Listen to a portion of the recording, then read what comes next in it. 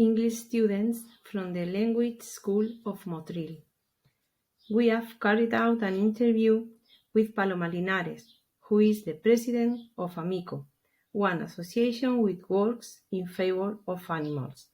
Our main objective with this project is help them to be known by English-speaking people in our area. The first question that came to our mind was when Amiko was created, whose the idea was, and who dared to do it.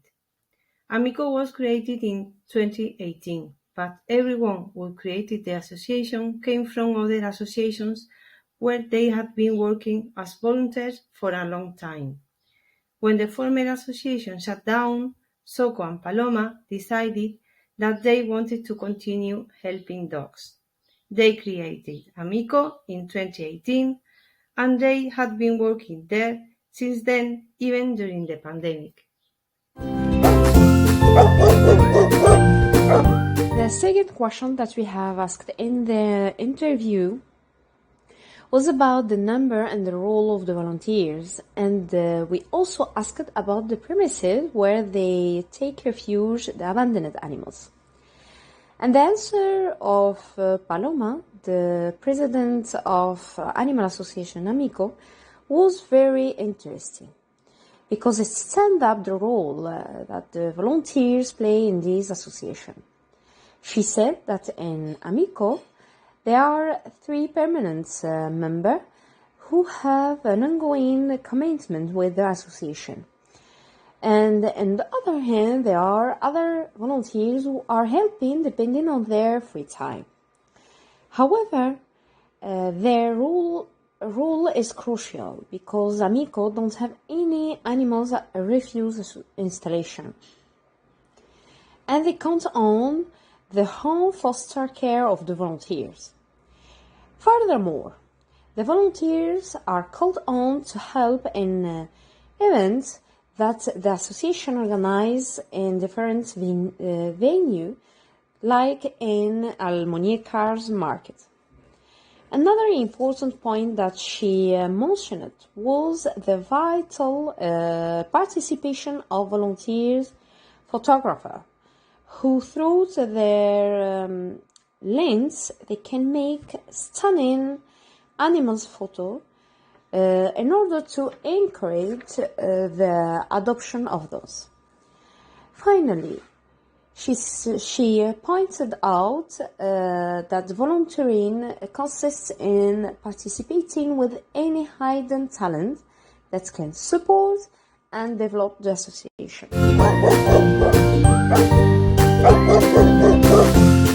We were curious about the process they follow when rescuing an animal from the street. Paloma explained to us that the first step is gaining the animal's trust, since some of them can be rather fearful. However, due to their limited equipment and resources, they admit that they can only handle a few rescues themselves, and often rely on the police for assistance.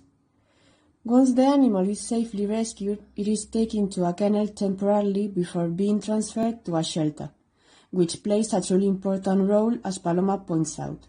Moving on to how they cater to each animal's needs after rescue, Paloma mentioned that every animal, regardless of its condition, is taken to the vet for a general checkup and to remove any internal or external parasites. Following this, they undergo a week-long quarantine period to ensure they are free from illnesses and can receive vaccinations if they are of an appropriate age. If an animal is found to be unwell, Paloma explained that it is treated at the shelter until it makes a full recovery. Once the animal's health is restored, it becomes available for adoption. Next, we decided to ask about how Amiko deals with expenses such as food and medicine. Paloma informed us that their income primarily relies on donations, although they are limited. She emphasized the importance of their teaming and highlighted how easy it is to become a volunteer by contributing just €1 per month. With these funds, she stated that they cover all necessary medical treatments.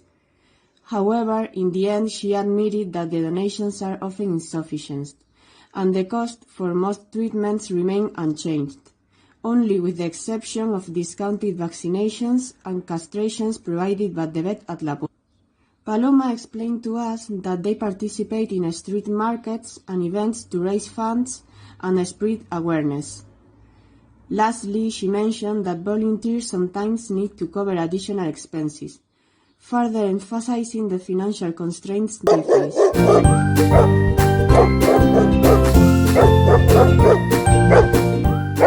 We inquired about the requirement and procedure for adopting a pet, and she clearly provided us with the necessary information.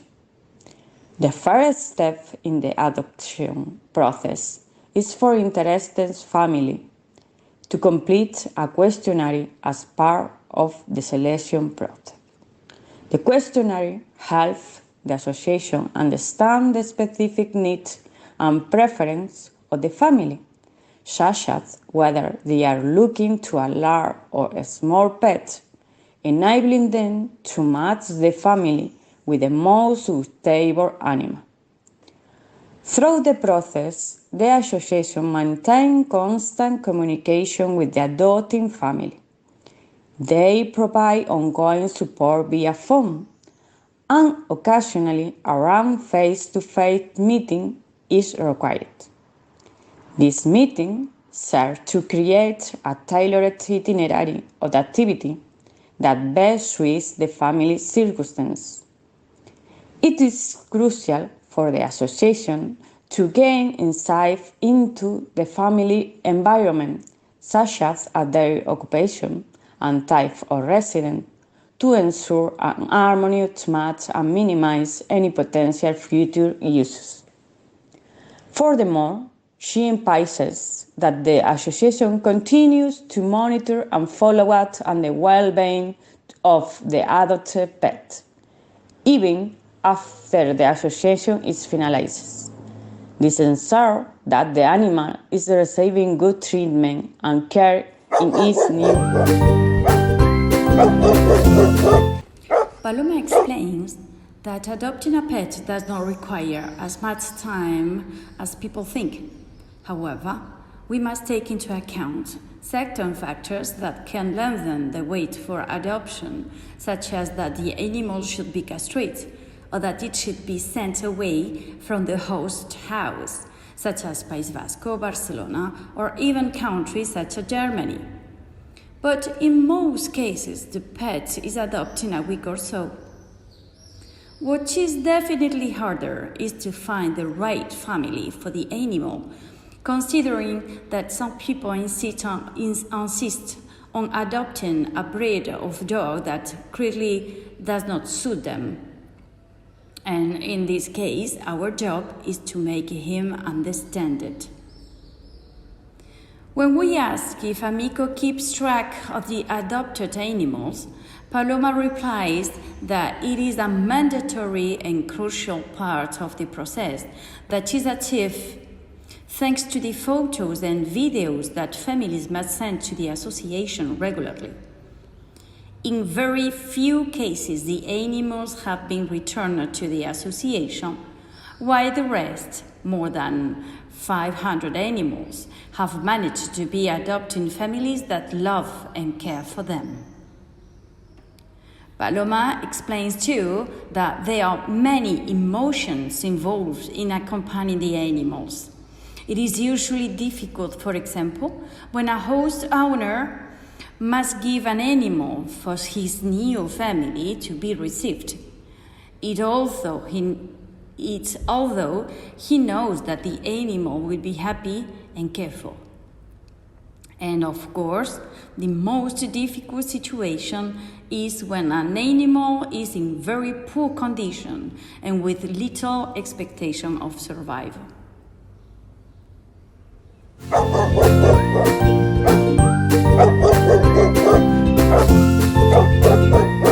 They have 6 dogs in their care and a litter of 4 puppies who are currently nursing and seeing adoption. In addition, they receive numerous calls from individuals who wish to surrender their dogs for adoption. Although that is not their primary responsibility, they understand that if they don't intervene, this dog will likely end up in a kennel. Unfortunately, Paloma emphasizes that this challenging issue never ends. Besides, in relation to the kennel, she invites everyone to visit and witness the unfavorable condition in which the animals are housed. She even compares it to prison, underscoring the effort to rescue as many animals as possible from that environment. Through these visits, they have become aware and come to question the competency of the government bodies responsible for animal welfare in their municipality. Paloma highlights the dangers within the kennel, stressing that at times the dogs are driving to harm one another.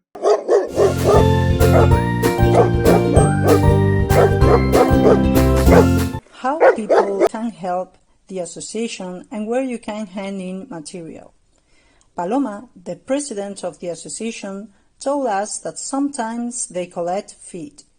Alcampo recently gave them the opportunity to spend 2 days there, and people could leave their food. Another way to get in touch will be through the association's phone number via WhatsApp, informing them that you have something to donate or you can support them through offering your time. Besides, when you're on vacation, you can help as a volunteer. She suggested other possibilities to contribute to their association. For instance, you can become a member or you can give €1 per month or by donation through Bison, with the peculiarity that since they are an NGO, they do not work with a phone number, but with a code 01934. Regarding what can be donated, it can be anything, because if it isn't directly useful to the animals, it can be sold in a solidarity market. To get in touch with Amiko, there is a website or an association's telephone number. The best thing to do is through a text message on WhatsApp, in case they are busy with the animals. The language school helps them also with this interview so that the Amiko Association and its needs are known, and thus increase donations and or the number of members, and above all, the animals could find a home.